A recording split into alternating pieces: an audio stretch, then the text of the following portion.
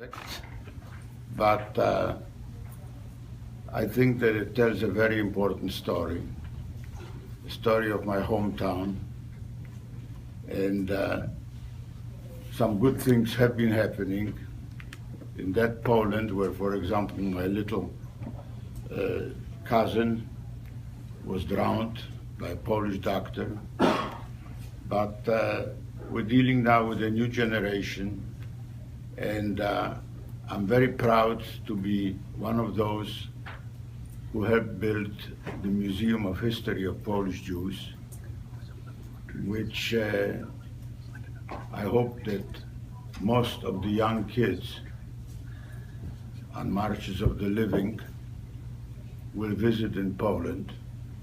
I think in a way that this museum will be a game changer, because just as Huberman, a great man, not just a great violinist, what is known, for example, today as the European Union, was actually preached and worked on by Huberman in the early 1930s. And I think that it's very important to know that Huberman was only one of the great Jewish people who made his way in the world. I think that our history in Poland is a wonderful 1,000-year-old history where many, many wonderful things have happened, not just to the Jews in Poland, but to the whole world. And I think it's important that the young kids who come to Poland should not merely see Arbeit macht frei on that gate to Auschwitz, but they should also find out where Jews lived for 1,000 years, in greater numbers than anywhere else in the world since the destruction of the temple, where so much was accomplished. Most of the great religious movements, whether it's the Tzaddikism with Kabbalah, the compilation of the Talmud in the 17th century, so many things have all happened in Poland, where Israel was born. For all practical purposes, you can say that 95% of all the founders of Israel were born in Poland. Every single president, with the exception of one, but that one we don't want to talk about, right? Right.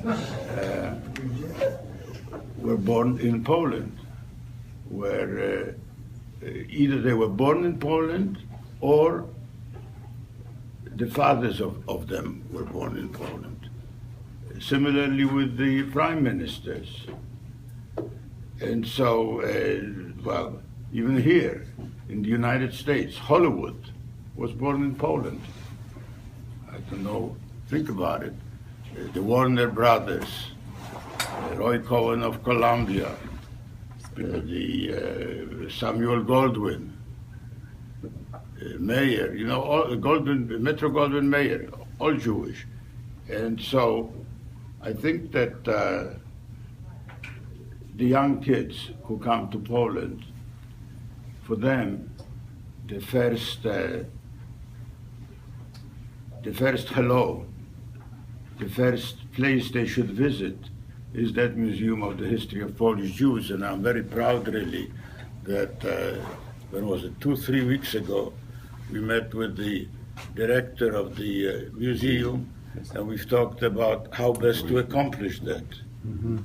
So I think it's good. Now the festivals, I would say the biggest Jewish festival in the world takes place in Krakow.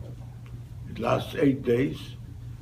On the last day in the Jewish section of Kazimierz, you have some 20,000 young people who assemble there, and the concert starts at 6 p.m. until about 2 a.m. Imagine, it's about 8 hours, solid 8 hours, repeating all the great acts, all the singing of the klezmers, of the cantors, all the dancers. And if you would see those young people, how they participate, how they dance, how they enjoy themselves singing, and think about it. In today's Europe, if you would have that kind of a concert, 20,000 young people in the open air, you would need at least 1,000 policemen, maybe a unit of an army. If this were in Paris or in Antwerp or in Amsterdam, well, you've been there. I think we all feel safe. Mm-hmm. So that's good. Now we have similar festivals. The Isaac Bashevis Singer in Warsaw, another one in Wrocław. So I think all of that, these young kids who will come to Poland, they will see. And I think it's very important to mention that Israel has a very loyal friend today, mm-hmm. in that my native Poland, and I think that native to many of your grandfathers, great-grandfathers, 85% of all American Jews trace their lineage to Poland. As far as that concert, the violin and so on, I have one dream, just to mention in connection with that Stradivarius. You see, you've seen the Stradivarius here in the hands of Joshua Bell. You've seen that it was stolen. It was stolen because Huberman played on his Guarneri, right? Mm-hmm. And so, after bringing Joshua Bell to Częstochowa, to the Philharmonic, which incidentally, when you go now to Częstochowa, you will find that this is not just the Częstochowa Philharmonic, this is the Huberman Philharmonic. But he is playing on his Huberman, on his Huberman Stradivarius, Joshua Bell. Now, I asked myself a question. Who has that other violin, the Guarneri? Obviously, the Guarneri is almost as expensive and just as famous. Well, I found out, those of you who like classical music have heard of a great violinist, Midori, the Japanese violinist. She has that violin.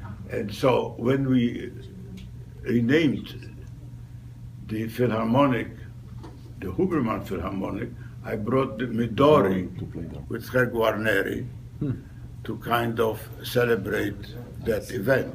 And so now my only, I suppose, challenge left is to have the two violins for the first time. Remember, no violinist, no matter how great, can play two violins at the same time.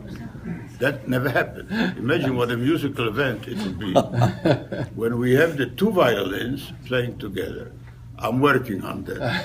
And when it happens, maybe soon, you're all invited, of course. Thank you very much. Thank you very much indeed. Thank you very much.